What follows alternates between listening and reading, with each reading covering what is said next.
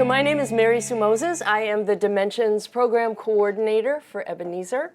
And I'm very excited to be in front of site leaders today to talk to you about our Dimensions program, Dimensions being the name that we give to our memory care program. I've been with Ebenezer since March of 2015, and the reason I stand here before you is that my mother had dementia. She lived with it for over 10 years. At the time she was diagnosed, I knew absolutely nothing about it. I had a career in the theater, and I had no idea that I would someday be in front of people talking about dementia and this thing called Dimensions. So the name Dimensions encourages all of us to think about the many aspects of the person with dementia, not just their appearance, not just their diagnosis, but their needs, their passions, the spirit that they have inside them, the wholeness of that inner being. And I think the name also fits because this is a many-faceted program. We're coming at this from many, many different angles, as you will see. And it is really going to take a lot of individuals to make it work. In fact, I believe it's going to take every single person at your site to truly make this work. So we need all of you here today to own this. We're going to need you to be mentors to the folks back at your site. We're going to need your eyes wide open when you are on the floor. We need your help with problem solving, with modeling by example, modeling effective interactions, and leading by example. The vision of this program is that we follow best practices at Ebenezer in dementia care. We're committed to being and remaining on the cutting edge. Our goal, too, is that residents are able to remain with us, that we have the expertise and the confidence to manage their challenges, support their journey, whatever that brings, and even have some fun in the process. Imagine that. We respond to the needs of the whole person, remembering that a person with dementia has the same basic needs that every single one of us has. And then number 4, we devote resources to support our residents' family members because we realize we are all in this together, resident, staff, and families. What I aim to do is sharpen your awareness and maybe even build your skills a little bit around communication and validation. 2 very important parts of dementia care. And in that process, you will experience some interactive training, which if you've had any training with me before, you probably have already experienced at least some of that.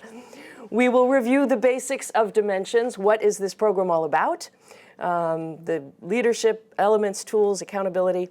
And as I go along with that, I will be referring to some of the best practices that we are focusing in on right now at Ebenezer, or will be, and you will be able to assess how is my site doing on that? Do we have that down yet? So Dimensions begins with each and every one of you. So if you would please turn to the self-check form in your maroon folder. I believe it's on the left-hand side. And I'd like you to fill that out for yourself. This is not to be handed in. You will not be graded, but you must be honest when you fill it out.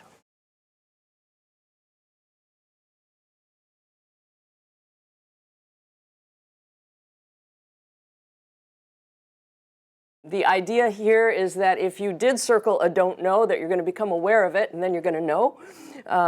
If you circled never, you're going to see if you can move that to sometimes, and if you circled sometimes, you're going to see how many of those you can actually move to always.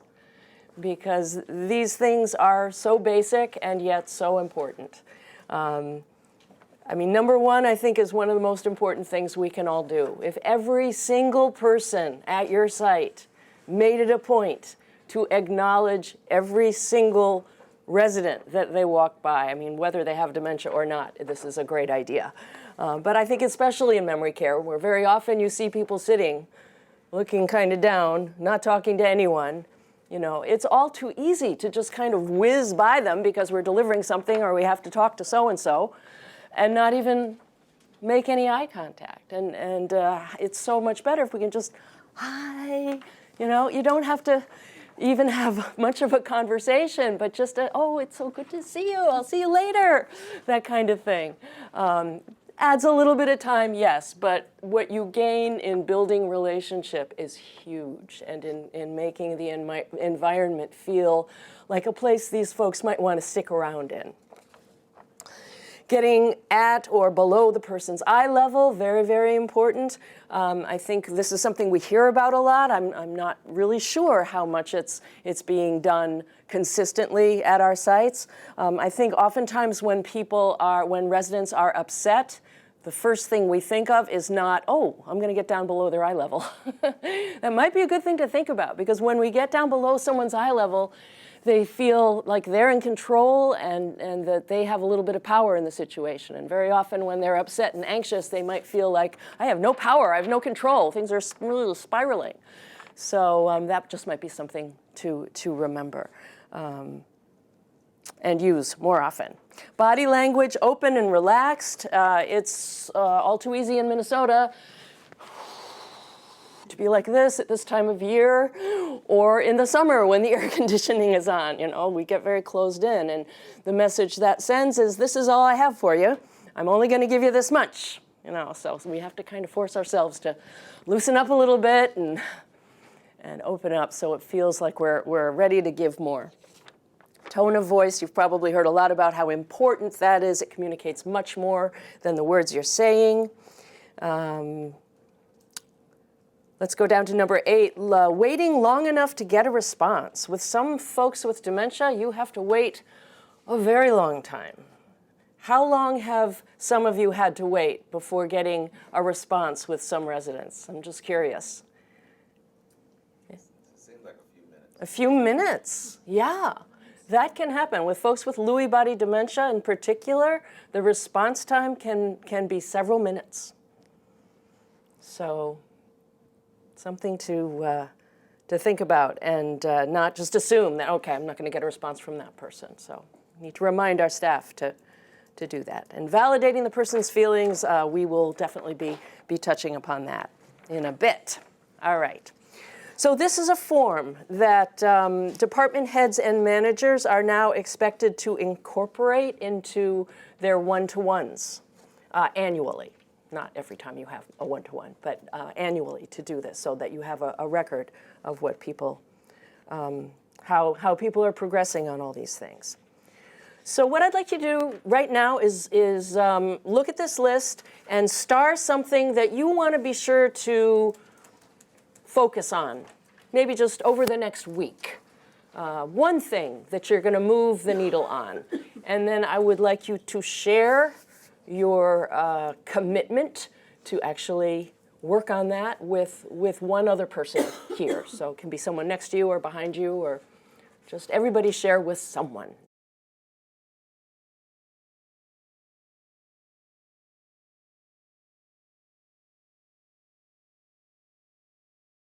Dimension starts with each and every one of us, but you are not alone, obviously. I am the leader of the initiative. I'm a specialist in dementia care. I'm your coach, advisor, trainer. Some people sometimes introduce me as an expert, and I get all very uncomfortable because I really believe that the only experts in dementia are the people who have dementia.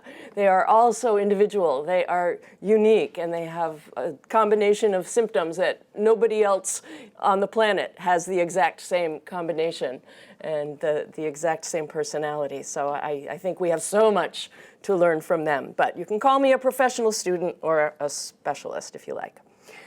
Regional operations and nursing specialists will also coach and assist site leaders with implementation of change. Your executive director or your campus administrator is the person who is ultimately accountable to ensure that the policies and best practices are understood and implemented by all staff. It's not me, it's not your Dimensions champion. It is your executive director or campus administrator. So they will very much want and need all of your support in this effort. Department heads, your site leaders are going to rely on you to follow the policies and the best practices, to understand them and make sure that your staff understand what is expected and the resources and the tools that are available. Dimensions champions. Every site has or will have if they don't have one yet, but most sites do now. Every site, every Ebenezer site selects a Dimensions champion. This person receives specialized training from me.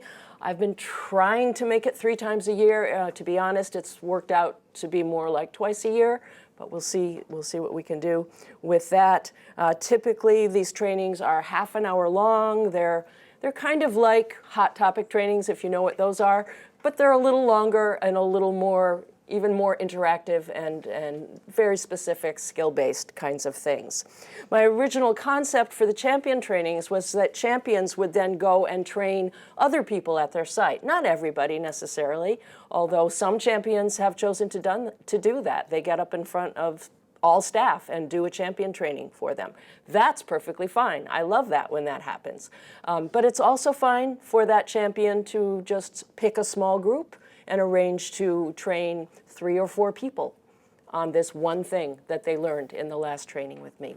The idea is to keep the learnings going and to have people who have skills so that they can coach and mentor others.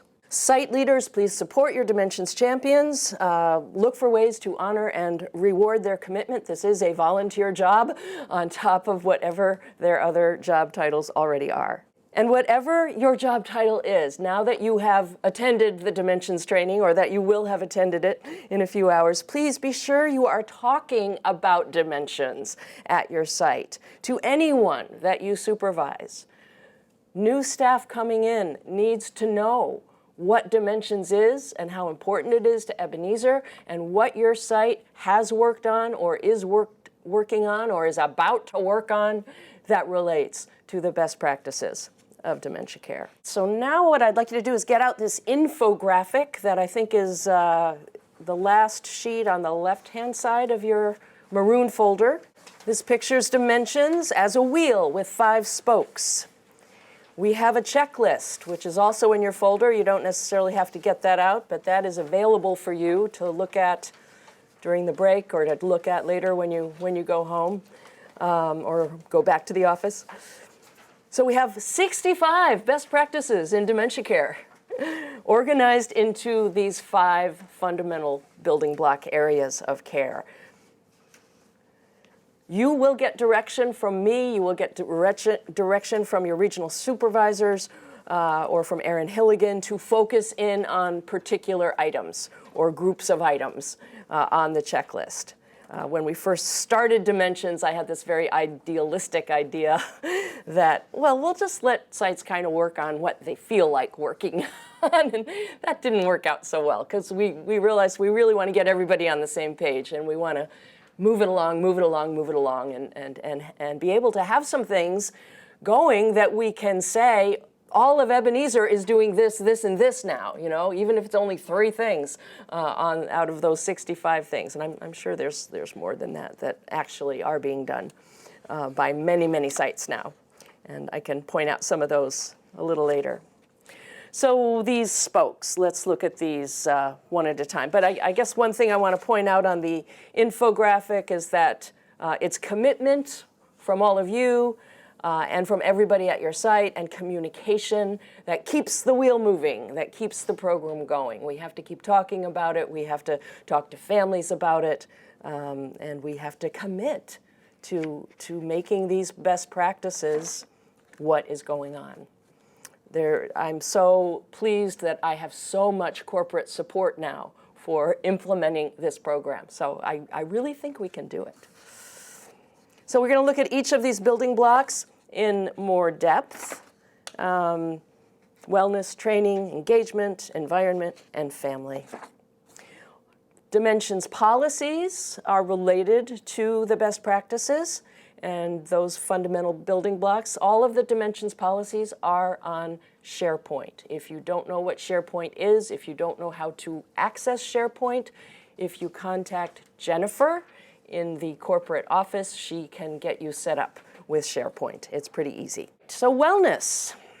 This is possibly the #1 spoke because you could probably put all the other spokes into wellness. Our program is really all about promoting well-being for people with dementia.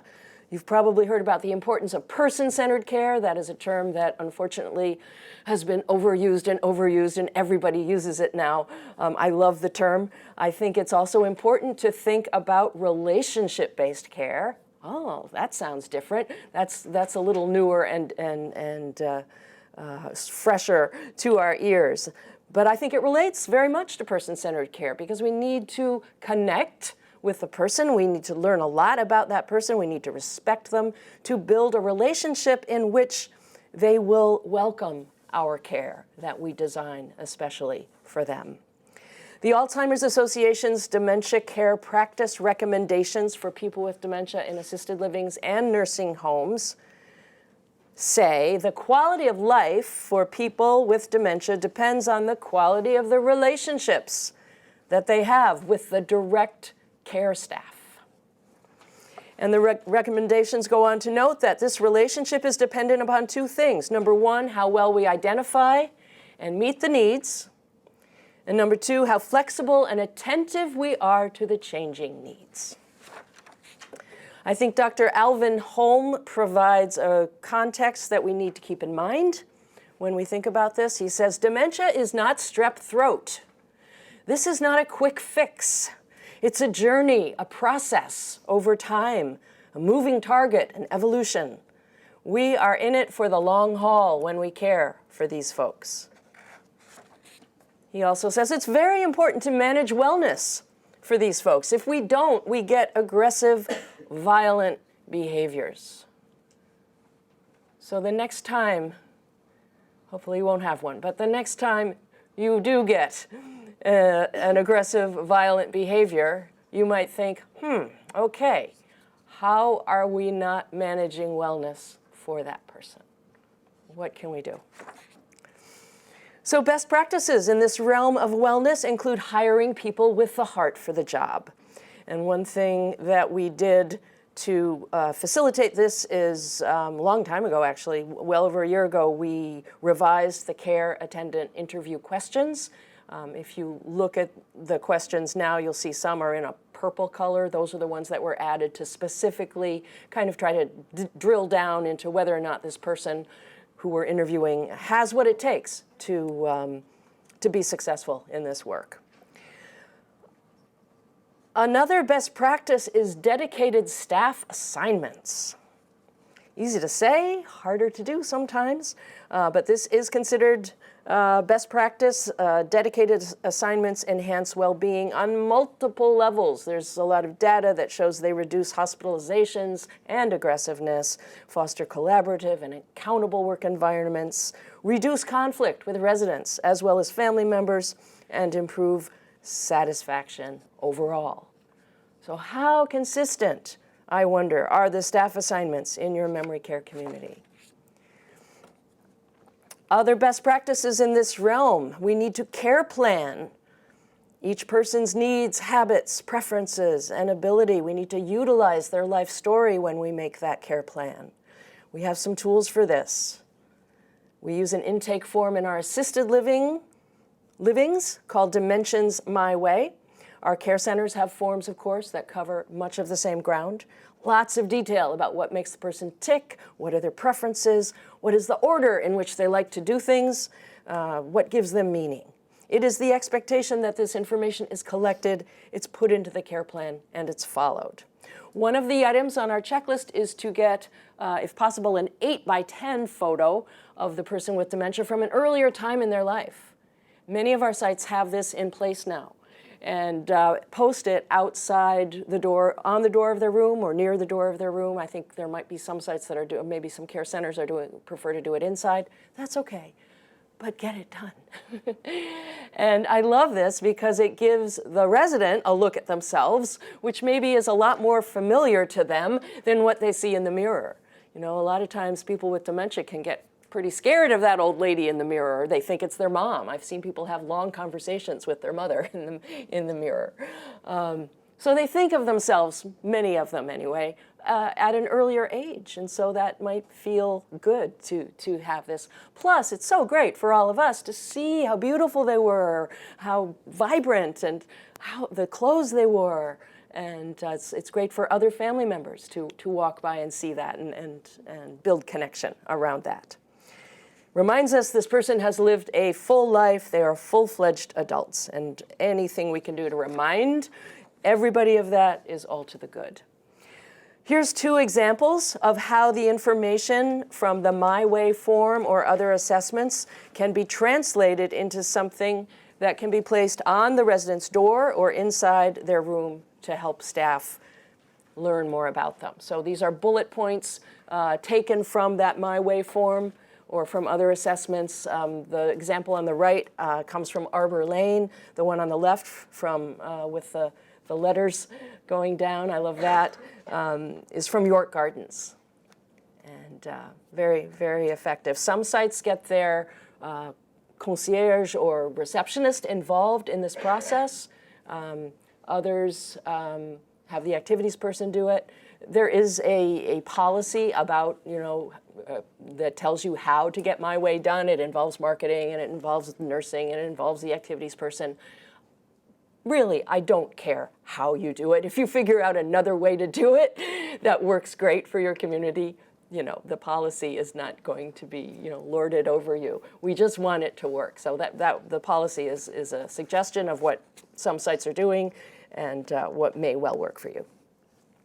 We are really lucky to have partnerships with Centrex Therapy as well as Fairview Home Care and Hospice Senior Services in order to provide cognitive and functional assessment to our residents with dementia upon move-in.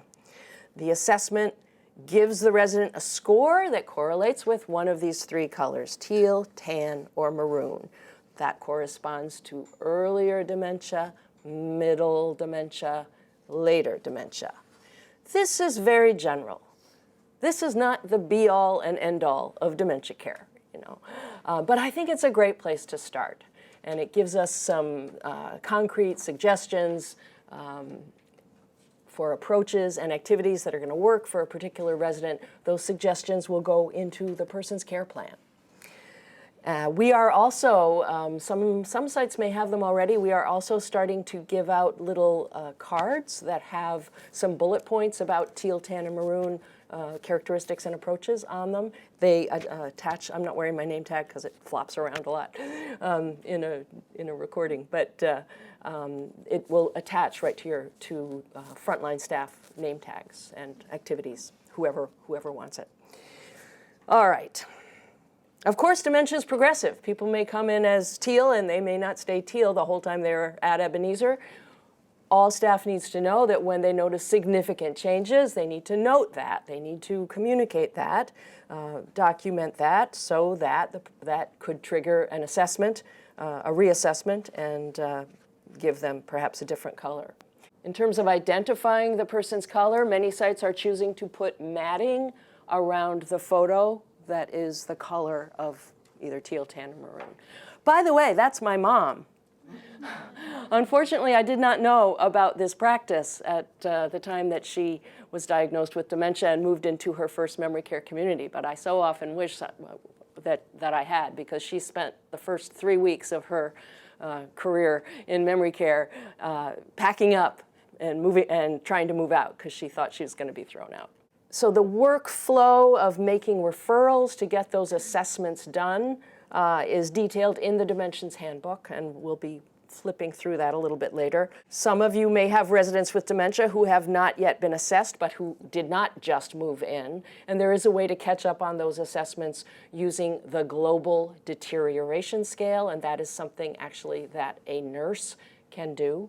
And you will receive, if you are in that boat and need to do that, you will receive support from your nursing regional operations supervisor, specialist, in terms of how to get that done. So it's important that staff is trained on teal, tan, and maroon. I do have several trainings developed that relate to the different phases of dementia and specifically the colors teal, tan, and maroon. So keep that in mind if you feel your staff needs to have that done. It's might be a good idea to do that right at the time when you're actually putting those colors around the frames or however you're identifying people.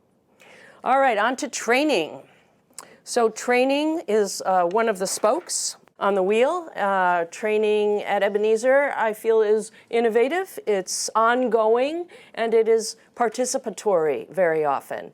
We devote, as all of you should know by now, we devote half a day to dementia just about in new employee orientation. If you are a brand new site, I come out for a full day and do like a 6-hour advanced dementia training. So you have that to look forward to. I typically go out to all sites twice a year to do additional trainings. Very often those are an hour. Sometimes the preference is that they just be half an hour. But I do that because your staff does need to have training. We need to show the state that we are giving enough training to that staff. So the expectation is that attendance at these on-site trainings is prioritized for everyone, preferably. When leadership is not there, when you are not there, it sends a message to your staff that it's really not very important.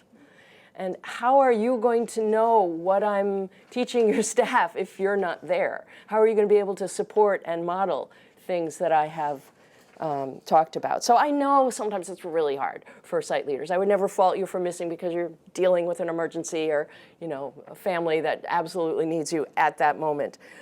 But please consider, if you do have to miss those trainings, how are you going to emphasize the commitment to dimensions at your site? How are you going to support that? Hot topic training I send out once a month. These trainings are 15-minute trainings designed to be done in stand-up meetings, skill-based, very short, easy for anybody to lead, really. So typically they're led by a nurse or by the dimensions champion, possibly the activities person. And those are specifically for frontline staff. Not everybody has to come to those. So I want to give you a taste of some training that has been developed to support our program. A couple years ago, I developed a training on different types of dementia. And so we will look at that first. Alzheimer's disease, as you probably know, is the most common type of dementia, responsible for somewhere between 60 to 80% of the dementia that we see out there. Can you identify all those people? Second one. Who knows who the second one on the right is? Rosa Parks. Really? Yes, Rosa Parks. Alzheimer's disease. Anybody know this one? Rita Hayworth, yes, and everybody knows this one, right? Willy Wonka, yes. They all died from Alzheimer's disease. So I'm not going to spend a lot of time on Alzheimer's because I assume you kind of know the basics of that. I'd rather focus in on some of the other types that we are starting to see more and more of at our sites. There are at least 100 different types of dementia. And these 4 types, in addition to Alzheimer's disease, are the types you are most likely to see, I think, at your site.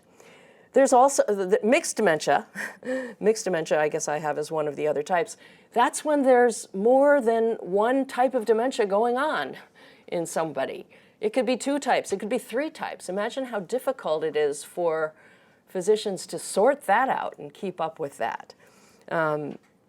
I think this is why all the different pie charts you look at that assign, different percentages to different types of dementia, they're all different. None of them agree because they're just working with different populations and they're not catching some of that mixed dementia, perhaps. So that complicates matters. But all of these pie charts do agree Alzheimer's disease is the most common type of dementia. Let's go on to Lewy body. So with Lewy body dementia, you're going to see both cognitive decline and decline in motor skills, a pretty significant decline in motor skills. You're going to see slowness of movement and, as we mentioned before, slowness of response. So we really need to slow down for these folks. You might see active dreaming with these folks, thrashing around in bed. As a result, they might be very, very tired during the day. They may want to sleep a lot during the day. Consistent schedules, regular exercise, very, very helpful for these folks. People with Lewy body dementia can be extremely sensitive to medications. Antipsychotic psychotics cause serious side effects, or can cause, usually cause serious side effects for people with Lewy body, and that it makes the symptoms worse. Something that really sticks out about Lewy body is that they have fluctuating levels of cognition and alertness. So they're not going to have the constant short-term memory loss and forgetfulness that people with Alzheimer's disease will have. They will have good days and bad days, or good parts of days and bad parts of days, maybe a clump of 3 or 4 days where their cognition is great and they can tell you what they did 3 days ago. Other times, not so much. So it really goes up and down. Another thing that happens with Lewy body dementia is hallucinations, as well as delusions. Hallucinations and delusions are very, very real to the person. I hope you learned at NEO that we do not want to try to argue a person with dementia out of a hallucination or a delusion. Rather, we need to give responses that validate whatever feeling they are having about it, and that kind of respect their response to it. A very common hallucination for people with Lewy body is the children and small animals running around the room. I just think it's fascinating that so many people with Lewy body have this same hallucination. It's very interesting. I don't know. Need to really learn more about the brain to learn about how that works. That children and small animals one is not always upsetting to people. If the hallucination is not upsetting, it's not a problem. You know, if it's not bothering anybody else. It may be a problem for the activities folks who can't get them out of their room to go, no, I gotta watch the kids. You know, so then you've gotta say, well, okay, let me know if there's any trouble, I'll come right back. And there are actually 2 types of Lewy body dementia, so this gets a little bit complicated. Unfortunately, the first type is called dementia with Lewy bodies. How confusing could that be when it's that under the umbrella of Lewy body dementia? But that's the way they figured it out, okay? So this is where the cognitive symptoms appear first. Movement problems, motor skill issues develop later, probably after a year or within a year, I guess. Yeah, within that first year. So that's one type. Then there's something called Parkinson's disease dementia, which is the other type of Lewy body, and that's where the movement problems appear first, cognitive issues later. Not every single person on the planet with Parkinson's disease will develop the cognitive symptoms that will give them a diagnosis of Parkinson's disease dementia, but it does seem like most eventually do develop the cognitive issues later on. By later on, again, I mean a year, 3 years, 5 years, 10 years, 12 years, could be 20 years, could be a long time. So Robin Williams, you may know, had been diagnosed with Parkinson's disease 3 months before his death by suicide. Well, it turned out he actually had Lewy body dementia. They found that out 3 months after he died, when the coroner's report finally came back, and his widow learned that the doctors found that he had Lewy bodies, which are protein deposits, not unlike the deposits, the plaques and tangles, those deposits of Alzheimer's disease. He had these Lewy bodies in almost every single neuron in his brain, which is astounding because we have 100 billion neurons in our brain. And usually there's some that are quite good, even when people have dementia going on. Not only was it in the brain itself, it was down in his brain stem. And so I just found this news, well, very sad for one thing, but fascinating on another level, because thinking about Robin Williams and what he did in his career, how creative he was always thinking of new things. He was always improvising and coming up with something he had never even thought or said before, right? And I'm thinking that creativity that he had maybe gave him some kind of cognitive reserve that insulated him from the effects of Lewy body dementia, Parkinson's disease dementia, for quite a while. So that's why it was so hard for physicians to maybe figure out what was going on. So pretty sad. I wonder if it would have given him any comfort to know it was that rather than just the diagnosis of Parkinson's, because his widow said that now, once she learned about Lewy body dementia, that she thought, oh, I think he was having hallucinations, but he just didn't want to admit it. So that makes me think he thought he was going crazy, you know, yeah, so sad.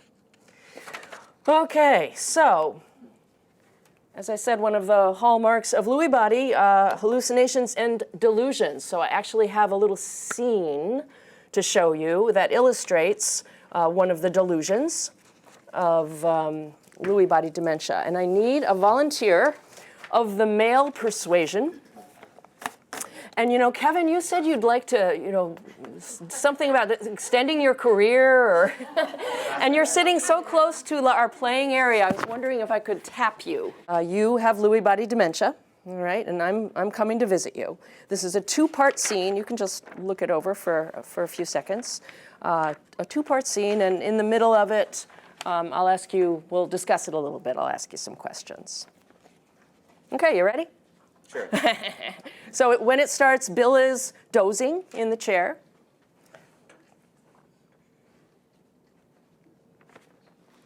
Bill? Bill, wake up, it's Betty. Bill, how are you? Do I know you? Not again. Bill, I am your wife, Betty. No. What do you mean, no? You're not my wife. Yes, I am. Look, that's my wedding ring. Who put that on my finger? You did. I did not. You better give that back to Betty. Bill, come on now. I am Betty. No, you're not. You're pretending to be Betty. You're an imposter and a thief. I am not. I'm going to call the cops. Bill, stop it. Oh, okay. So he raises his arm, and I run away from Bill, and I run into your office. Or I see you in the hall, and I grab you, and I say, what am I supposed to do with this? How am I supposed to respond to this? He doesn't even know who I am. What might you say to Betty? How might you respond, do you think? Have a seat. Have a seat. Good idea. Let's talk about it. Yeah. I think what we have to remember for these family members is that this is really upsetting, you know? So we're going to have to validate their feelings before we go any further with education or explanation or advice, you know? So something like, Betty, I can't even imagine how hard this might be for you, how hard this is for you to not have your husband recognize you. That's so tough, you know. Just give her that moment of I get it, right? Then maybe the door is open enough for you to say, what I've learned about Lewy body dementia is that this happens a lot. You're not alone. There are other people out there who have experienced this exact same delusion from their loved one, kind of thing, you know. And then maybe, anyway, there's other things that we'll talk about after we do part 2. So we'll do part 2 now, and this is where Betty's had that nice talk with you. She's sat down, and you've given her that validation. Maybe you've given her some information, you know, at another meeting, or maybe she's gone to the caregiver support group for the first time or a couple times before this scene happened. So what I want you to think about when you see part 2 is, what else did Betty learn? Okay, so again, Bill is asleep in a chair.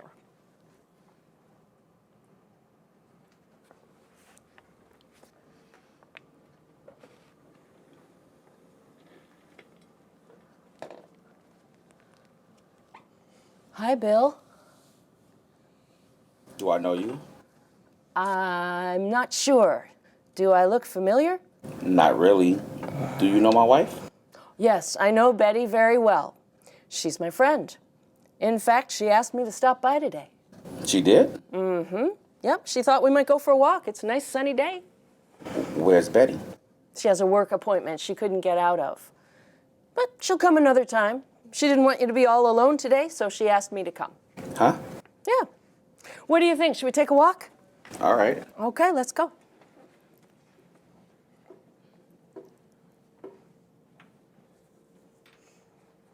You got a name, lady? Well, you know what? I've been called a lot of names. What do you think my name is? I think you look like June. June. Well, that's a nice name. You can call me June if you want. Bill, how did you and Betty first meet? Now that's a good story. We better sit down for that one. Oh, okay. All right. I think it was in May. No, it was in June. Okay. All right, let's hear it for Kevin. Thank you so much. Your career is launched. All right.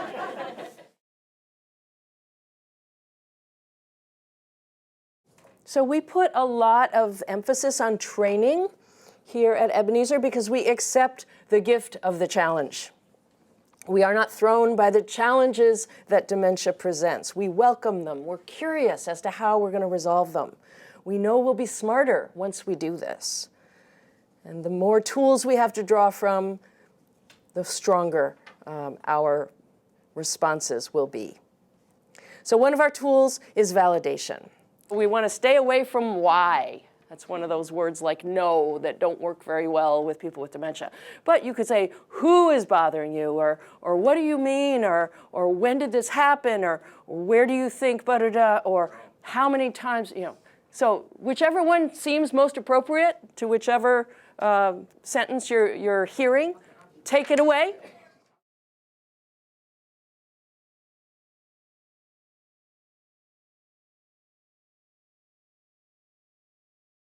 Have you heard of Teepa Snow, famous dementia care trainer? I've seen a video of her. She takes this to the nth degree. She has this video that I saw once in a little webinar that she did where a resident comes into a room and starts pounding on the window really, really hard. And what Teepa does is she goes right up next to him and she sort of fake pounds on the wall. But she's got all the energy of it in her body. And what she says to him is, I've got it. I've got this. I'll take care of it. I got it. And he stops. So there's something about taking over that physical energy for the person that can help. We don't want to be so, reflective of their energy that it's going to raise their energy. That's why I say you want to stay below it. And use any of what I'm giving you if it's comfortable for you. If it doesn't feel comfortable, you might not want to try it, okay? That's okay. But I'm hoping that whatever your job title, there might be some things in here that feel good, or maybe some ways to validate that that will work for you. Best practice with stand-up meetings is daily at all shift changes. Great opportunities for training as well as teamwork, sharing about residents, sharing what works. That's really important. You don't want to have every single staff member reinvent the wheel if there's a particular thing that a resident likes to have done a certain way. That's very important information to find time to share. The expectation is that hot topic trainings are delivered, not just put in a book as a resource. That's fine to have that there, but that they are delivered once a month minimum at your site. There's already 30 of them, so there's plenty to choose from. The hot topic trainings are trainings that I send out to site leaders once a month, and they are designed to be shared with frontline staff in stand-up meetings. So they're on dementia topics, on one topic. They're interactive. You focus in on one thing. Sometimes there's video links, so you can bring something up on a computer to show people. Engagement. So best practice is to make it so dementia doesn't matter. I've experienced that when people with dementia are engaged, when they are doing things that give them a sense of purpose, meaning, joy, doing things that allow them to reminisce, laugh, move parts of their body. When this happens, dementia doesn't matter, when they're truly, truly engaged. I remember very often, doing activities. I used to do activities one evening in addition to other times. And on that evening when I did activities, I would sometimes do very interactive things, teach them little bits of Shakespeare, whatever. I did a whole bunch of different crazy things. But anyway, I remember sometimes after doing like a 45-minute or an hour-long activity with them, they would kind of look at each other when it was over, and I had this distinct feeling they had no memory of what had transpired, even though they had been really, really involved with it. And they would say to each other things like, "I like it here, don't you?" That was the best praise in the world that I could have possibly gotten, because they, the calm feeling and the good feeling actually lasted a little bit. That doesn't happen for everybody. Sometimes it's, that the activity's over and it's like, where do I go? What do I do? I got to get home, and the anxiety can come up very, very quickly when there's nothing to fill that void. So we really need to all work on providing all those little moments of hello and engagement so that dementia doesn't matter. We want to give them as many moments as possible where it just really doesn't matter. It's not a problem for them or anybody else. I love this photo. This is Ana Vazquez working at Ridges Care Center, or Arbor Lane perhaps, with residents, really getting people to stretch. People with dementia don't always stretch quite that far, so I think that's pretty cool.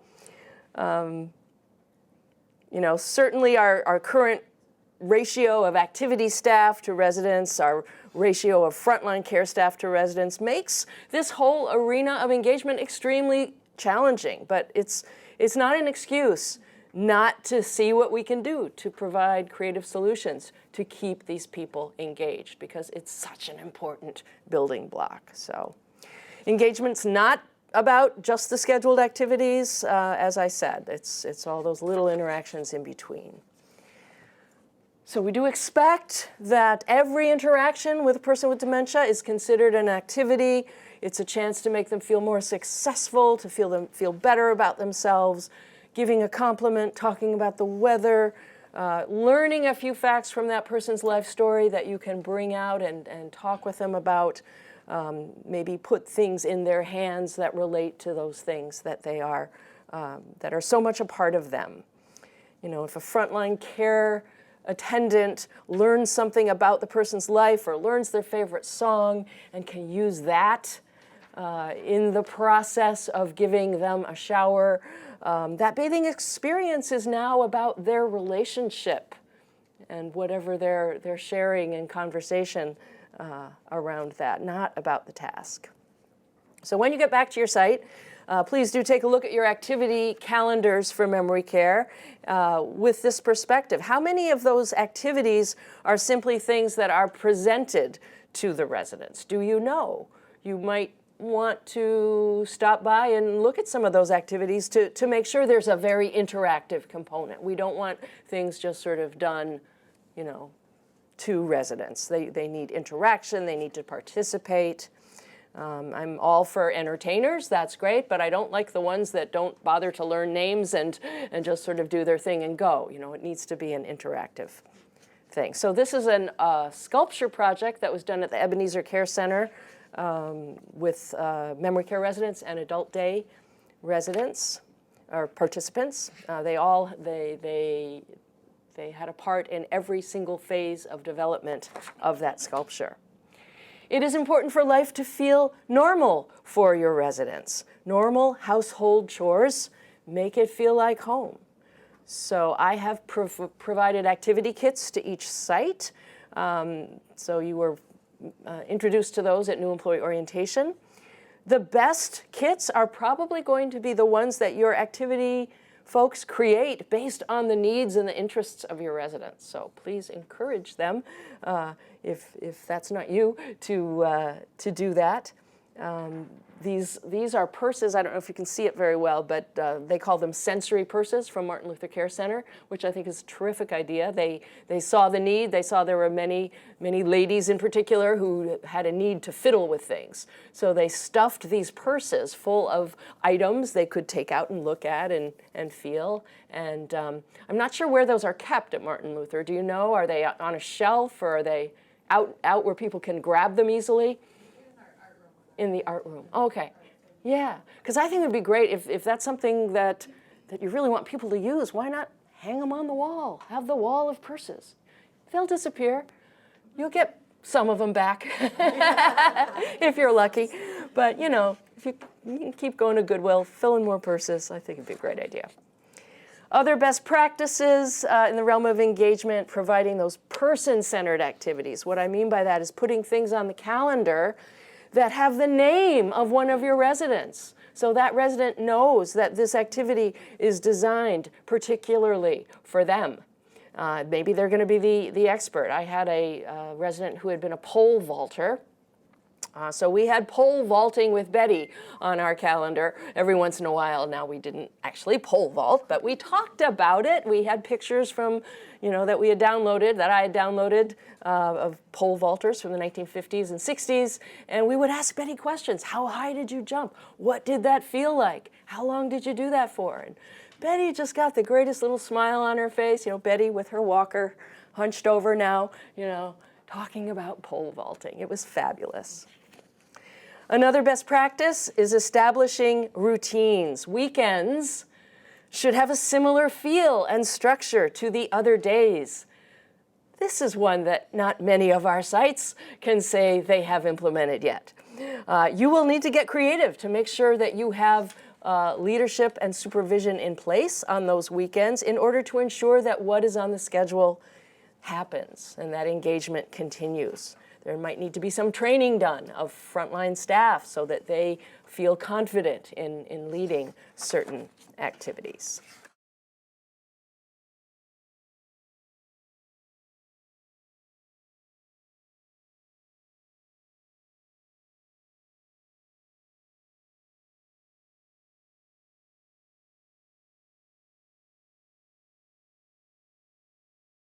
I'm delighted to see so many of you here. This is a wonderful opportunity for all of us to focus on what it means to accompany people that are on the journey with dementia, whether they are actually the care recipients or the caregivers and care partners that we work together with, or ourselves. I will speak about the spiritual journey with dementia here in a minute. My name is Reverend Miriam Berger. I'm the Corporate Director of Spiritual Health for Ebenezer, and I'm delighted to work with many different sites in our community that have part-time and full-time chaplains. We also work with all of our employees to be able to provide spiritual care to all of the people that you work with. As you can tell, I'm not from here. I'm originally from Germany, just in case you're wondering. That's why I have that accent. Yeah, that's about it. What will we talk about in the next 30 minutes? A lot. And my colleague David and I, who do this presentation, we try to put so much information in here that it's overwhelming. But we will talk a little bit about spirituality and religion. I think there's a lot of confusion, even among chaplains and clergy, about what's the difference, what's the similarity, how do we define that. Then we'll focus on the spiritual formation of the care partners and move to the spiritual formation of people with dementia, and then close about spiritual resources for the journey, some best practices and practical ideas that you can implement. First of all, I do want to say we try to include beauty in our slides. I do think beauty and beautiful things are vastly underused in our everyday life. Beauty is a really core component of spirituality and enjoying life. And that goes through the spectrum of our life, no matter where people are on the dementia spectrum either. But let me speak a little bit about spirituality on the left and religion on the right side. As you take a deep breath, you might just want to do this with me. Take a deep breath. In Hebrew, that's called ruach, the breath. In Greek, pneuma, and in Latin, spiritus. Breath, spirit is essential to life. And I think that's a great reminder. Spirit and breath goes through our bodies, keeps us alive, gives us life, makes us move and be energetic. That is what spirituality is. It is our bodies filled with life and spirit. Spirituality is our inner self fundamental need. Everything that we do really has to do with spirituality. It's also meant to talk about this search for transcendent meaning in our lives. What makes our life meaningful is actually a spiritual search. Our relationship to nature, to music, to the arts, to philosophical beliefs, and relationship with friends and family are all components of spirituality. And like I said, beauty, which includes music too. Religion then, on the other hand, is really a more organized system of meaning in which people agree around specific beliefs and ritual practices as a community. Religions are systems of meaning embodied in a pattern of life, a community of faith, and a worldview expressing what ultimately matters.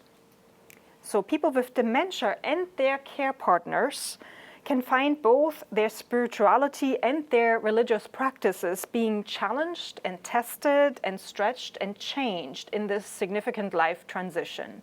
All of you know living with dementia is as stressful and as difficult and demanding on the care partners as it is on the people that are actually experiencing the dementia. So it can challenge people very much so. And what's the meaning of my life at this point? For care partners, do I need to quit my job to take care of my loved one now at home because it's not safe to leave them alone? How do we arrive at decisions around driving, at decisions around moving to a care facility, at decisions about making decisions for mostly my parents probably, or my partner who I have not had that responsibility for?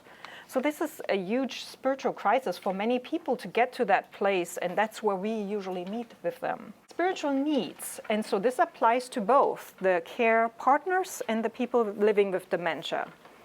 Clinical research into spiritual health suggests that we have at least 5 basic spiritual needs. There are many, many more, and the more you read, the more complicated it gets. But to boil it down, it really is about how we discover meaning and purpose in our lives at any stage of life, whether it's a kid going to school and figuring out their autonomy and independence, whether it is us in our professional journeys as we shape meaning around our lives, balancing family lives and demands with our professional careers, as it is retirement when we lose this kind of role definition of work and have to redefine what it means to be me when I don't have a corporate director role anymore. You know, who am I then?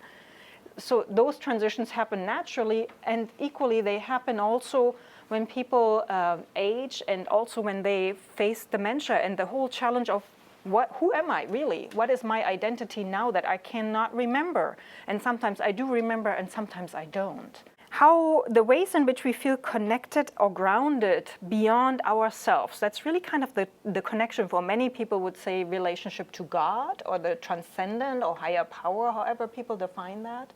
That is really very significant to people, and it changes as we face crisis in life. How we feel valued and respected by others. That is huge, and that's something that each one of us can offer. That's what we do every day when we greet someone and don't tell them, do you remember who I am? Which I am guilty of. I've done that once or twice. I don't do that anymore. I never do that anymore. I say, hi, I'm Miriam. I'm one of the chaplains here. And I get the response, oh, I know, I remember you. That's okay. But I never want to put anybody on the spot. Never. So whenever that does happen, that sometimes we have conversations and say, so, oh, you're talking about your childhood. Where did you grow up? I don't remember. Oh, that doesn't matter. So what did you like to do when you were little? Maybe they remember that.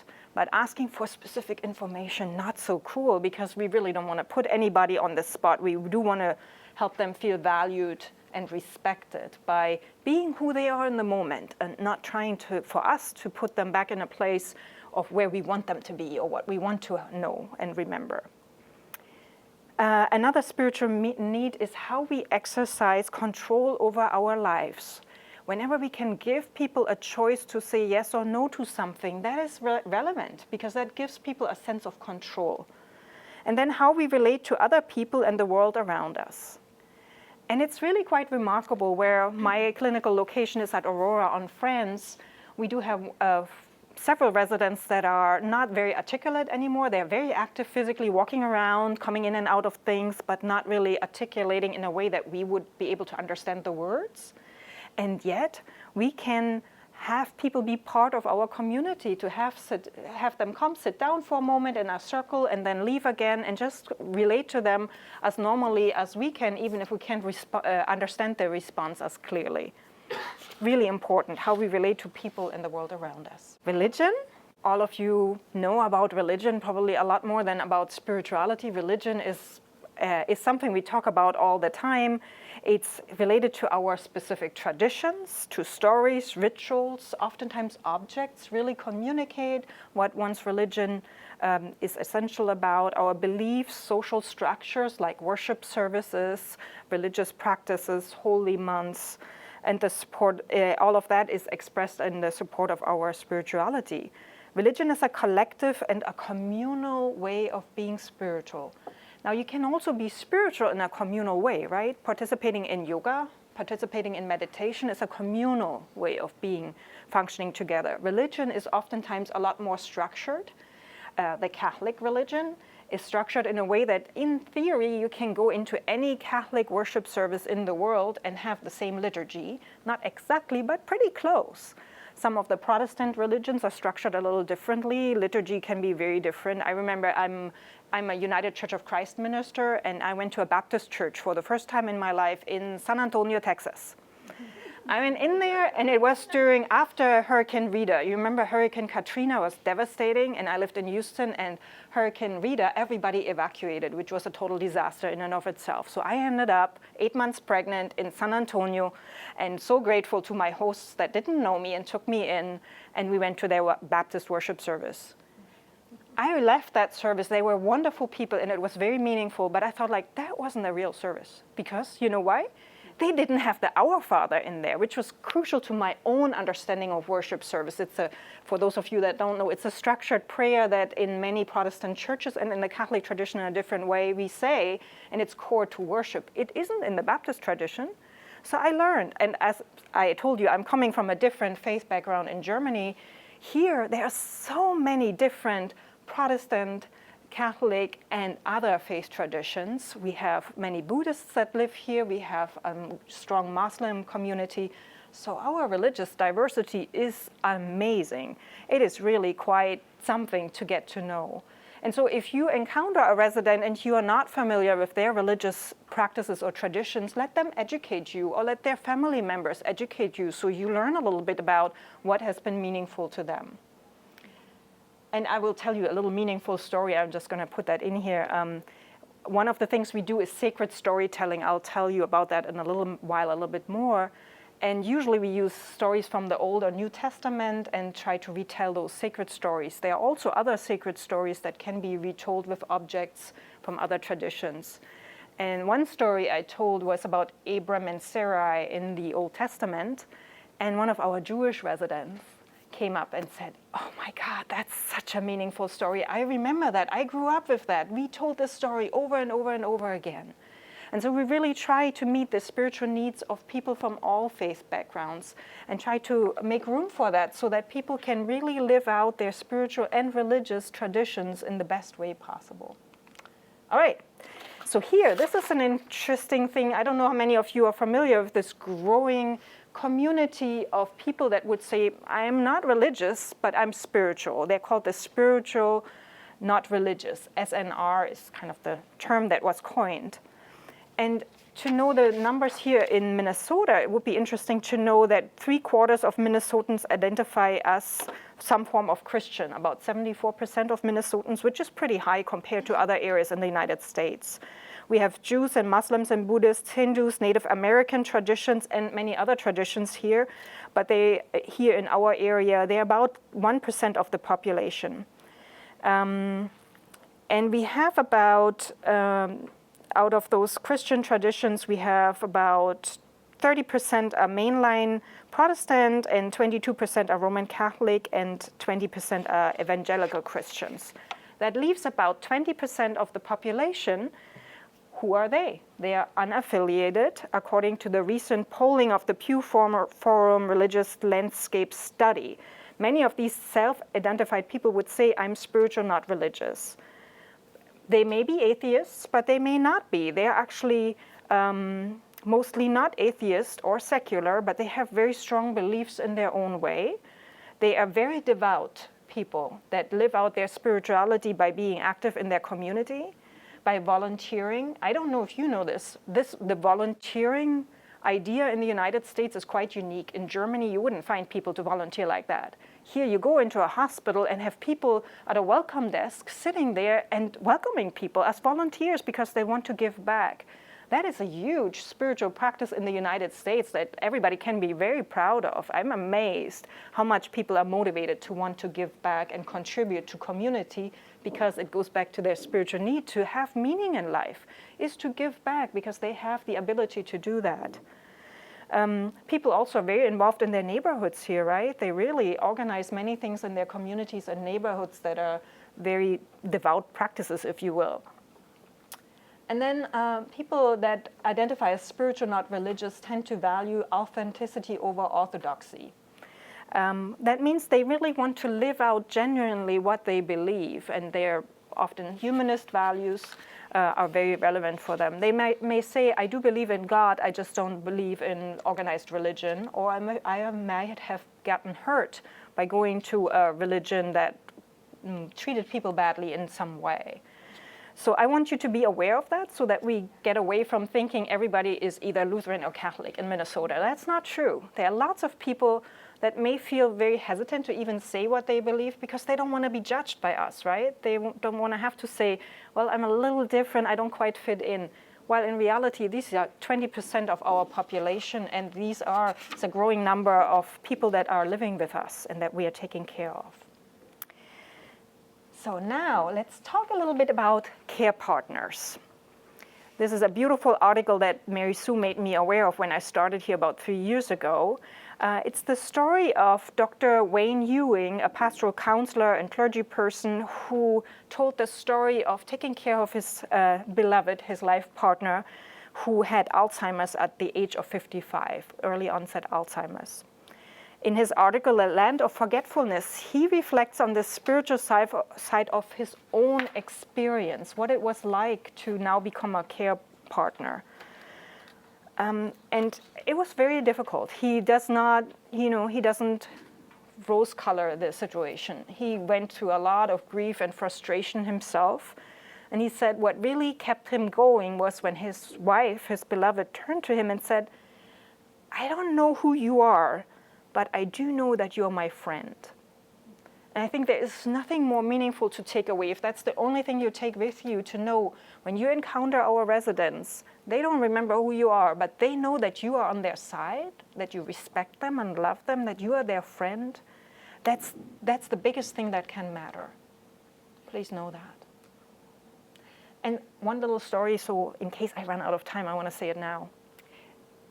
I think families struggle deeply because the person they have known is dying in a sense. The personality that they have known and the way they had related is going away, and they try desperately to recognize who they have known in this person. And it's very hard for them to not be recognized, to not remember this is my spouse or this is my daughter or my son. So there's deep pain and grief, and I think that's where a lot of our challenge happens with the care partners and the family members. When we do a spirituality group at Aurora, at the end we have open prayer time where people can either say a prayer request or be silent. And you wouldn't believe it how many of our residents with severe memory problems say, I'm praying for my family. I'm praying for my family. They may not be able to specifically name everybody in their family by name, but they do remember their family and they pray for them. It's deeply touching for me to remember that. And if you can encourage the families that you're working with to let them know they do care about you, and if people know that you are caring for them, they will know you are their friend, and they won't forget that. as he learned about his beloved's new needs with Alzheimer's, he encountered how much he had to actually learn, Dr. Ewing, about his own needs. And he had physical needs, like how to rearrange the kitchen, how to change their apartment so they could live together safely for a while. The cognitive needs he had about learning about the disease and understanding it. The emotional needs, how he had to really deal with his own anger and grief and sorrow about how he had dreamed about the future that they would have together in retirement that was no longer possible. There were large social needs. I know you all are quite aware of that, how isolated people become as care partners, and that they really have a need for respite care. They have a need to take care of their own relational and life needs, social needs, and then moral needs like end-of-life decision-making. Really challenging to do this for someone else who probably physically could still be in very good condition. But the questions become, what kind of treatments do we still do? Do we want to treat everything with antibiotics when it's necessary? When it comes to not being able to eat independently anymore, do we want to put a feeding tube or not? Those are very difficult decisions to make for someone else. And I remind our chaplains and myself of this, as much as we oftentimes want people to take advantage of letting people die, right? The family members are the ones that have to continue living on with this decision. So we want to support them and give them time so they can make a decision that they feel grounded in, and that is in the spirit of what their loved one actually would have wanted. That's the other piece that we sometimes forget. How do we figure out what my loved one would have wanted, not what I need and want as the care provider? So he discovered all of those, and of course his spiritual needs too, his spiritual needs for renewal, for being part of a religious community, for finding meaning in his role as a caregiver now. And one of the things that he developed was quite amazing. He looked at these 10 signs of dementia, I think it's called, or what is it called? There's 10 signs of dementia. Have you seen that card? It's awful. If you ever look at it, okay, memory loss, problems with language, disorientation of time and place, everything. I mean, when you look at it, it's quite intimidating, even for people that don't have dementia to look at, but it's very negatively phrased. And he said, how about we rephrase that? We reshape that whole frame of reference into spiritual ways of formation. So instead of talking about memory loss, let's talk about how the sum of perfection is the oblivion to the world. And so he draws on a lot of spiritual and mystic traditions to reframe some of these concepts. When he talks about problems with language, he's reminded of Mother Teresa's saying, who summed up thousands of years of spiritual wisdom in the simple statement, God is the friend of silence. Rather than problems with language, we can't understand the words anymore, they are getting jumbled. Or disorientation of time and space. He reminds us of Meister Eckhart, who wrote, to know God above time and place is really what is relevant, and not being so focused on time and space. Poor or decreased judgment gets balanced with, in most of our religious and spiritual traditions, we try not to be judgmental. So what I'm trying to tell you is sometimes it helps to look at it from a different angle, not from a deficit angle of what somebody cannot do anymore, but maybe pointing it to some sense of freedom and some things that we as human beings put on ourselves to restrict ourselves that aren't actually that helpful. Sometimes it's okay not to have a good judge of sense of judgment that way. So his beloved's dementia, instead of crushing him under the weight of his own helplessness, became a guide to his own spiritual formation as a care partner, to really see meaning and purpose and sense in things that we usually would judge as not making sense. Spiritual formation of people with dementia. Now that might sound a little odd, but as long as we have breath, remember the breath, the spirit, we are still in formation. We are changing, and people are adapting, struggling with adapting to getting comfortable with wherever they are at in their life. So people that are living with dementia are in a process of spiritual formation as well. And it's important to remember that even when we can't tell on the outside what is going on the inside with someone, there is a lot of spiritual work that can be happening internally that doesn't get verbalized outside, that we may not be having a conversation about, but that still is taking place. We'll begin with a word about communication when we talk about that spiritual formation, and then talk about the spiritual need for identity, and then we'll close with a focus on resources we can offer as care partners. People may be starting to move to a different world and reality as their world changes, as their ability to hear, to see, to move, to use their senses changes significantly. Their ability to remember or not to remember things, to articulate or not articulate, that's a huge life transition, and usually it doesn't happen from one day to the next. It's a process. And you can see this with some of our residents that have very lucid times in the morning and it declines during the day, how they struggle, how painful it is to be aware that things are slipping away in this way. It can be very difficult. And so people do work through that and try to find out ways to move to a different sense of peace as they struggle through that. One of the things that's important in communication is really to remember as we engage our residents that our words are important, but they are by far less important than the way in which we say them, our use of voice, and our body language. This kind of goes back to letting somebody know that you are on their side, that you are their friend. So you don't have to worry too much about how you say something. It's still relevant, but not as much. It's much more relevant that you genuinely in your voice can communicate, and that comes out of your heart, out of your own sense of wanting to be a care provider, that you communicate that care in your voice. So the voice carries about like 38% of the actual meaning of what we communicate. And then the rest is the face and the facial expressions that we have many of, and gestures and other things.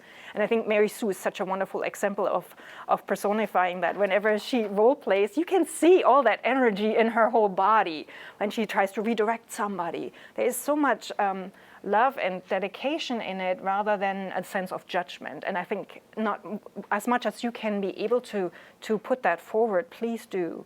Just reach into your heart and see the human being in front of you. And I've seen so many wonderful caregivers at Ebenezer that do that all the time, no matter how stressful things get. Try to reach back that this is a wonderful person here in front of me and I want to support them. And that's what I do, by the way, in which I speak with them. So the primary spiritual need with dementia, according to Senior Living in Boston, they developed a beautiful spiritual assessment tool and focused on the issue of identity for people living with dementia, the loss of self-awareness versus recognition of selfhood and uniqueness. And I think when we can connect to what is unique about a person, that's why we ask them and their family members when they first come to us what they enjoy, what's unique to them, so we can really connect to that part of themselves and make and kind of resemble and reconnect with their identity. The spiritual needs that we all have are relevant for everybody else, but that piece of identity that is changing so much is the core piece here. So their self-awareness may be changing, but the unique selfhood of who they really are is not changing. That core of that person is there. It just may be the awareness of the self that is shifting in some ways. I want to tell you this story that has been quite meaningful to me. So one of our chaplains, actually, who works for Ebenezer now, had written a beautiful article. It's in the last section. It's mentioned there under the resources. And she talked about her experience as a relatively young person in her maybe late 20s, early 30s, about having a medical condition that mimicked dementia in most ways. And it was extremely frightening, and she did become better and was able to later write about what was helpful and what was not so helpful. And she talked about how for her the experience was like one of those puzzles, right? That she could see different pieces of information, all these dots, but she couldn't make a picture out of it. So all these different pieces of information were relevant, but she couldn't make meaning of a whole, how this all fit together.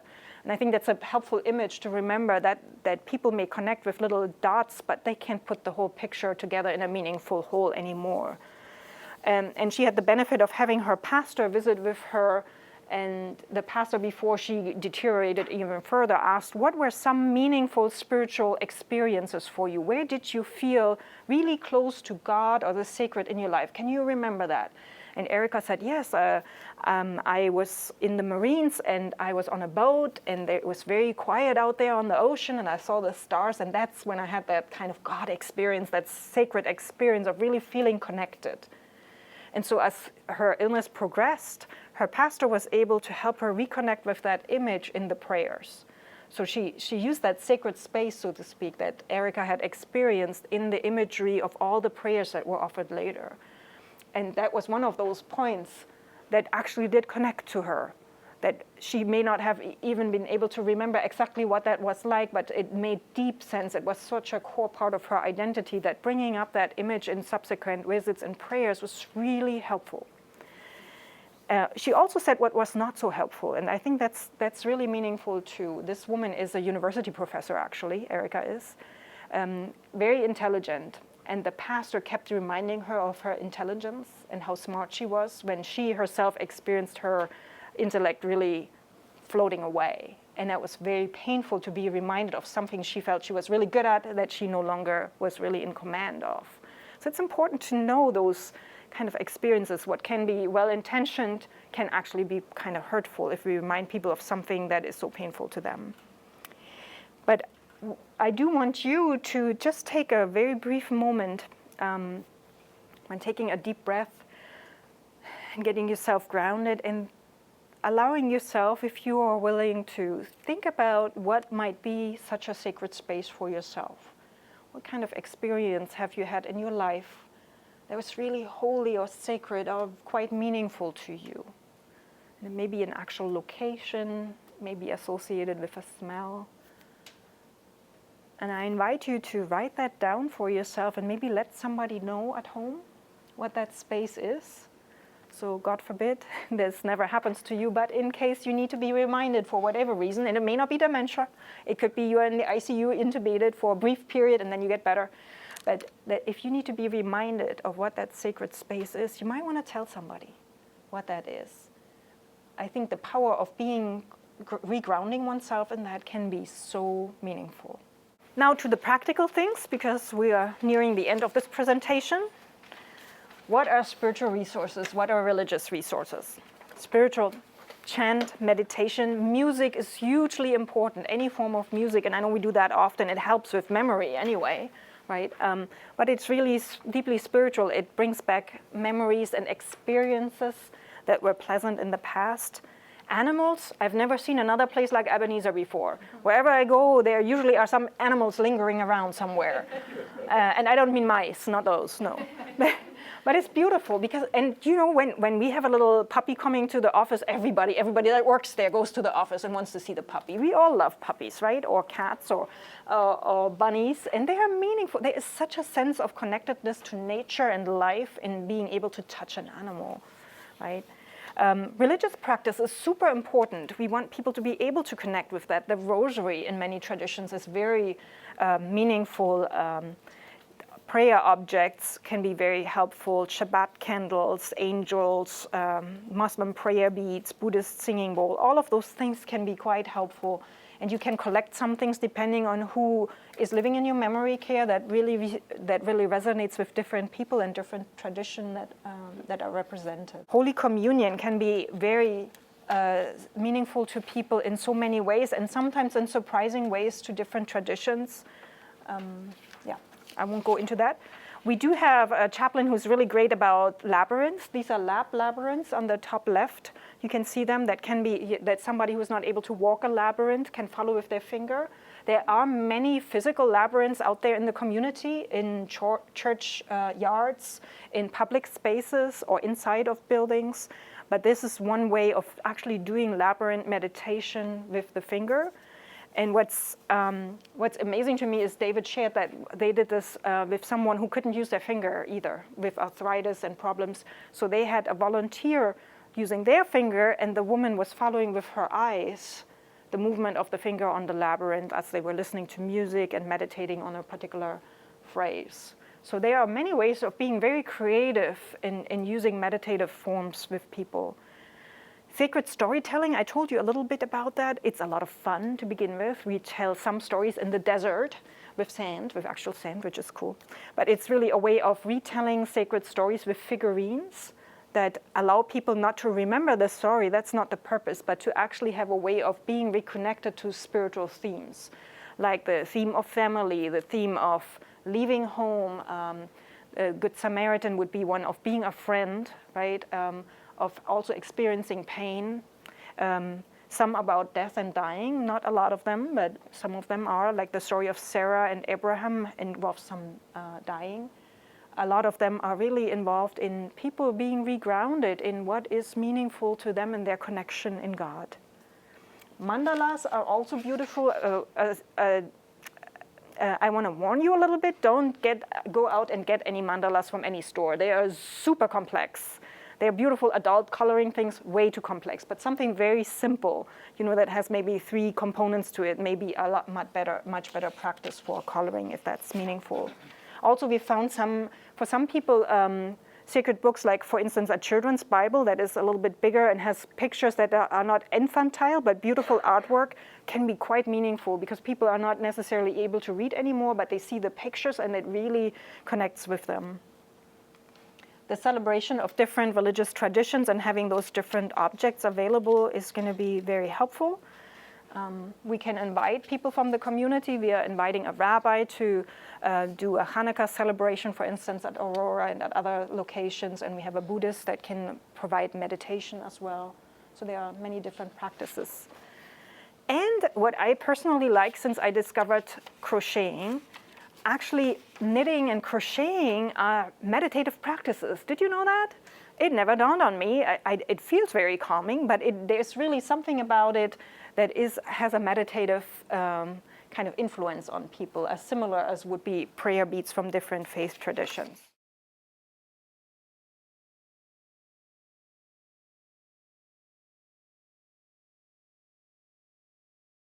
Back to engagement for a little bit here.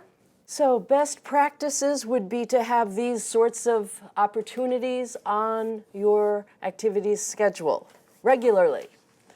Now, regular doesn't necessarily mean they're all going to happen the same number of times. That, I think, is for your activities folks to figure out based on the needs, the preferences, the personalities, and the interests of who you have in your memory care community at any given time. So this photograph here is from 9 Mile Creek. It's a picture of assisted living residents working side by side with people from their memory care community making sandwiches for the homeless. This is an activity they do twice a month, and they've been doing it for years. It was in place when I joined Ebenezer in March of 2015.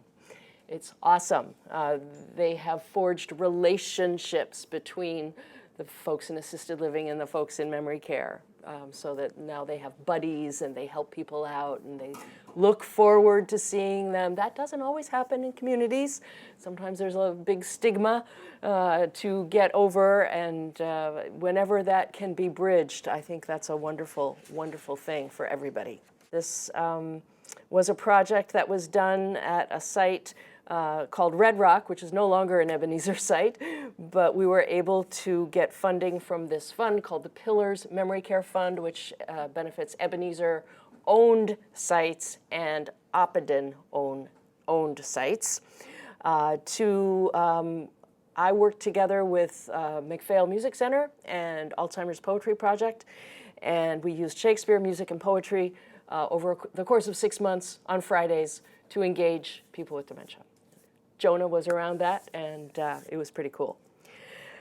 The point of it was to stimulate people's memories, and so we got a lot of stories about love. The theme was love. Anyhow, I love these photos. The 2 photos on the right, you will see this one was taken in assisted living, this one in memory care. Those people are married to each other. There is one person in each of those partnerships who has dementia and one who does not. But you can't tell from the picture who has dementia because they're just people having a good time, right? They're engaged. And this was a wonderful woman named Jean who had come from England. She knew a lot of Shakespeare already, so she really didn't need to learn any from me. She grew up on it, and she had a lot of it in her head. So when I would say to the group, "Oh, Romeo, Romeo," most of the group would say, "Wherefore art thou, Romeo?" And sometimes Jean would, but sometimes when I said, "Oh, Romeo, Romeo," Jean would say, "Lend me your ears. I come to bury Caesar, not to praise him." She'd go right into Julius Caesar. But she had this wonderful voice, and she really knew how to speak Shakespeare. I mean, I always say she's better than people I've seen at the Guthrie. Anyhow, on to the environment. So another spoke on the wheel, very important to consider, is your environment designed for well-being? Thinking about the lighting, the colors, the temperature, the smells that are in that space. Now, calm is what we are after in our environments. Calm doesn't necessarily mean asleep. We don't want our residents asleep, we want them engaged. So sometimes creating calm is actually stimulating people, giving people more energy and more engagement. So think about that, think about the colors. Green and blue are generally considered more calming colors, whereas yellow, orange, red can be more agitating. Think about the smells. Do you use anything, aromatherapy, bread machine, crock pot with apples and cinnamon, to enhance your environment? Is your environment cluttered or is it clear? Is it too overstimulating? Is it understimulating? What about the art on your walls? What's up there? Is it interactive? Does it jog memories? Is there anything on your walls that people can actually touch and interact with that way? That would be a great addition if you don't have anything like that there. This is not from an Ebenezer site. I had to find that photo on the internet. But those types of things, I think, for certain people, you know, you've got to think about who you've got and who might really benefit from that. The impact of staff on the environment is huge. Does your staff understand how they impact the environment? Is your staff talking to each other over residents? Are they as though the resident isn't there? Are they talking about residents or talking to family members? This can happen very easily when family members come in, you know, and they're like right over their loved one, and well, I want her to have to who and she to, and it's like there's a person there. Can you please include them in the conversation? So you may have to. With finesse, see if you can take that conversation to another area if it's not something that the person really needs to be involved in. Or you may have to direct it, and, you know, Robin, we're talking about you and your laundry, or whatever the issue is.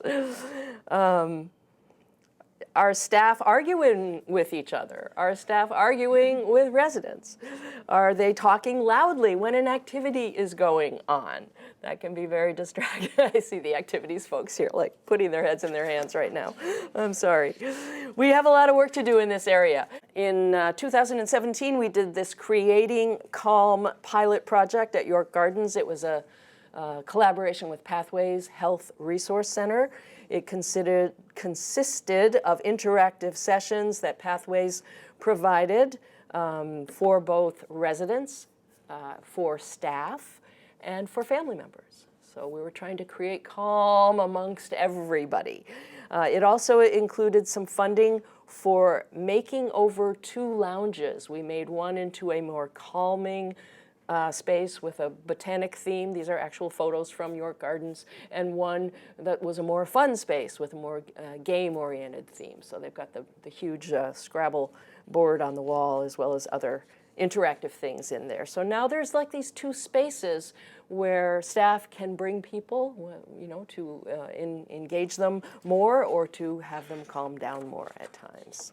Let's move on to the family spoke. Every site is expected to have a caregiver support group in place. The preference is that they are led by people who have been through the training that the Alzheimer's Association provides. There's another expectation that we offer education for family members. So that can be me coming out and doing a group. It can be other people coming in if you need suggestions of who else to bring in besides me. I obviously can't be everywhere at once, but I'm happy to come and start it off or come from time to time. So. Let me know if you need suggestions of other speakers. I have a blog. That is the link to the blog there. This is something that it would be great to share with your family members. I write it particularly for family members and care partners of persons with dementia. I think it is great to encourage families from day one to attend activities with their family member, rather than just going off in a corner and visiting with them. How about get them into the life of the community? That can really help the person with dementia to adjust. Family members can be a great source of information. They might give you all kinds of details that you didn't get in the My Way form about a certain resident. You know, maybe planning an all about Margaret activity on Margaret's birthday would be a great idea, and maybe the family member would be willing to help with that. I used to do that at birthday parties for memory care residents. I wouldn't do the big party with, you know, the cake and the 5,000 people from the site there for the memory care folks. I thought it was much more effective to try to do one that felt like a party in your dining room, you know. So we would use the activity space and maybe just have 10, 12 people there who kind of were connected to that resident. I would make sure to honor that resident with, you know, some of those bullet points from their life story. And, you know, I had one resident that only came out to her birthday party. She wouldn't come to any other activities. But when the birthday party came around, you know, she got dressed up in her best stuff, and she was like so gracious and thanking everyone for being there and sort of holding court. And it's like, where have you been? And then back in the room, but at least she came out for that. We also want to make sure family members are aware of resources, education, and the spiritual support that is available. And you'll see some of that in our handout, our handbook, rather, that we'll go through in a bit. So just a little bit about aromatherapy. I have given you a little med cup of aromatherapy for your use. We are doing a pilot project in aromatherapy at Ebenezer. It will come to every Ebenezer site. There's about 12 sites now who are in varying stages of getting it up and running. So aromatherapy, if you're not sure what I mean by that, aromatherapy is a healing modality. It uses plant essences and essential oils. This has been used all over the world for thousands of years. Apparently, plants contain these essential oils, which have numerous properties that help heal the plant when the plant is injured or is sick. And it turns out that these oils can be very beneficial to humans as well. So there's a company called Healing Alchemy Aromatherapy. They have 4 blends that they've created. They believe that the blends are very, very effective, especially for elderly folks. They're not real strong. When it's a blend, it's lovely. I know that sometimes for some people, 100% lavender oil can be very sort of, whoa, that's just too much. But you can feel free to sniff the aromatherapy as I'm talking here. There are 4 different blends. There's a calming blend. There's a soothing blend. Calming obviously has some lavender in it. Soothing is more for nausea, pain, insomnia. There's an energizing blend. Some of you have a little vial with an E on it. That means you've got the energizing blend. And some of you have the one with the U on it, which is uplifting. So, you know, that would be good for your spirit as well as your mood. Pilot project does involve a lot of training. I will warn you that it is a big deal to take it on. You need an aromatherapy champion. It can be the same as your Dimensions champion if that person is willing. In many cases it is. But it certainly can be someone different. By the way, you can have more than one champion too. It's not a bad idea. Sometimes people come and go from Ebenezer, unfortunately. And so it's very advantageous to have, I always recommend have 2 people in charge of your caregiver support group. Have 2 people be champions. Have 2 people, whatever you can work out.